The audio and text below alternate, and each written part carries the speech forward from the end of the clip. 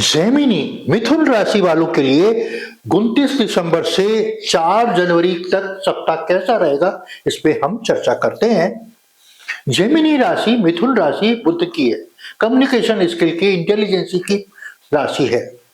तो यहाँ चंद्रमा का गोचर कैसे हो रहा है, आपके जिस दिन 29 तारीख को यहाँ सवेरे 7:41 तक रहेंगे, फिर आपके 11वें भाव में, फिर 12वें में, फिर लग्न में गोचर करेंगे।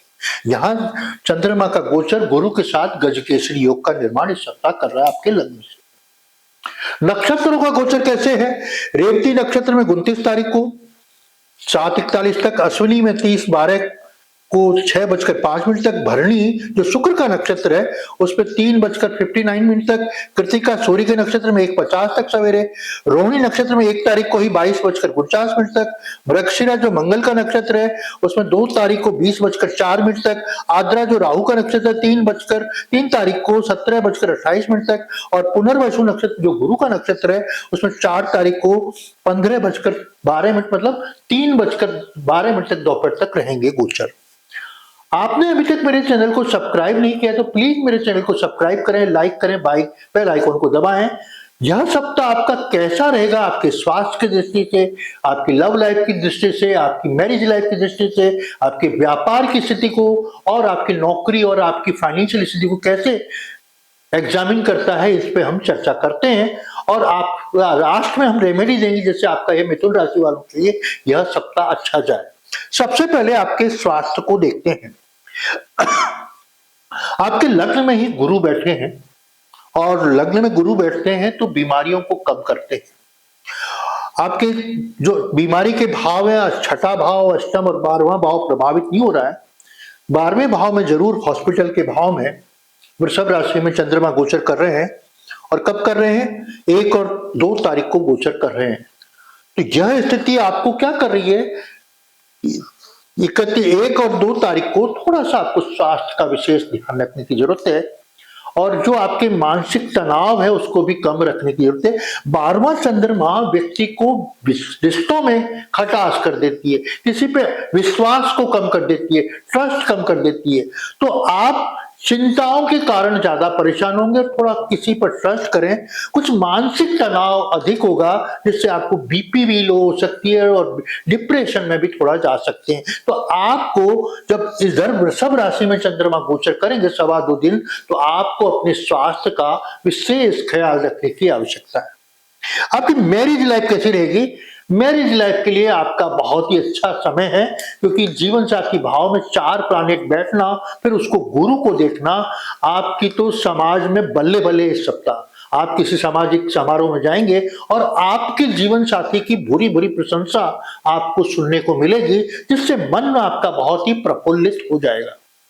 क्योंकि आपके जीवन साथी के साथ बहुत ही अच्छे आज इस सप्ताह आपके रिलेशन रहेंगे, और एक दूसरे की ट्यूनिंग बहुत अच्छी होगी, बाउंडिंग बहुत अच्छी होगी, जिससे समाज में आपकी वैवाहिक जीवन को लेकर काफी प्रशंसा होगी। आपकी लव लाइफ कैसी रहेगी, लव लाइफ के लिए चंद्रमा यहाँ आपके 11th हाउस में गोचर कर रहे हैं, जो आपके पंचम भाव को प्रभावित कर रहे हैं। जब ये गोचर करेंगे यहाँ 30 और 31 तारीख को, तो आपके लव रिलेशन के लिए काफी सुटेबल समय है। अगर आप अपने जीवन साथी जिससे प्यार करते हैं उसको डेट पे ले जाना चाह रहे हैं, तो ये समय आपके लिए बहुत ही रीजनेबल है, और आप इसका पूरा इस्तेमाल करें और उसके साथ समय व्यतीत करने का पूर्ण समय दें। अब हम देखें आपके व्यापार कैसे रहेगा। व्यापार के लिहाज से हम सप्तम भाव देखते हैं, और यहां विविधताओं भरा बुध शुक्र, बुध जैसा प्लैनेट व्यापार के भाव में गोचर कर रहा है और चंद्रमा से देख रहा है। वैसे चंद्रमा और बुध का आपस में मित्रता नहीं है, शत्रुता है, फिर भी व्यापार के जो प्लैनेट हैं बुध और शुक्र, मंगल जैसी ऊर्जा और सूर्य जैसा डिसिप्लिन, सारे ही आपके व्यापार को बढ़ा रहे हैं। तो यह सप्ताह आपके नए व्यापारिक सौदे होंगे, नए क्षेत्रों में व्यापार करेंगे, नए कार्य योजना बनाएंगे, व्यापार के लिए प्लानिंग बनाएंगे। तो यह सप्ताह आपके लिए व्यापार की दृष्टि से मिथुन राशि के लिए 29 से 4 जनवरी के बीच का सप्ताह बहुत ही अच्छा कहा जा सकता है, क्योंकि इस पे गुरु की पॉजिटिव दृष्टि आपके सप्तम भाव व्यापार भाव पे बहुत शानदार हो रही है।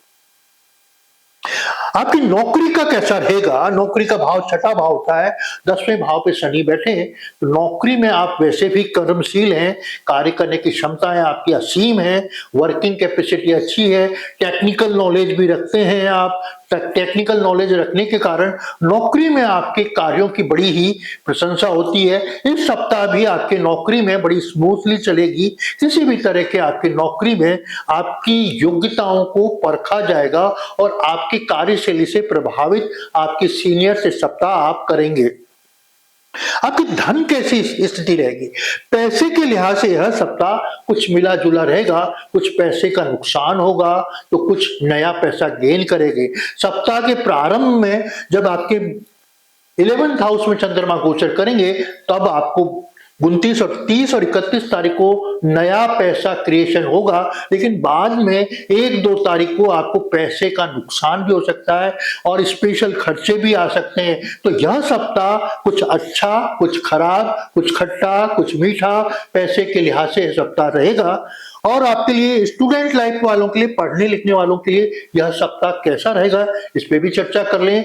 गुरु जैसा प्लैनेट जब लग्न पे बैठता है, पढ़ने लिखने का बहुत मन करता है, पढ़ने लिखने की बहुत प्लानिंग भी बनाता है, लेकिन शुक्र और मंगल जैसे प्लैनेट जब लग्न को देखते हैं तो पढ़ने की जो प्लानिंग्स है उसको सबको गुड़ गोबर कर देते हैं। तो आपके इस सप्ताह पढ़ने लिखने का बिल्कुल भी नहीं होगा, घूमने फिरने, मजे करने, ऐशो आराम करने में समय व्यतीत कर देंगे और ये पढ़ाई की चीजें शत्रु होती हैं, तो आप इस सप्ताह पढ़ाई पे अपनी फोकस नहीं कर पाएंगे। आपको आवश्यकता है अपनी पढ़ाई पे पूरा फोकस करें इस सप्ताह। क्या उपाय करें मिथुन राशि वाले जिससे यह सप्ताह अच्छा जाए?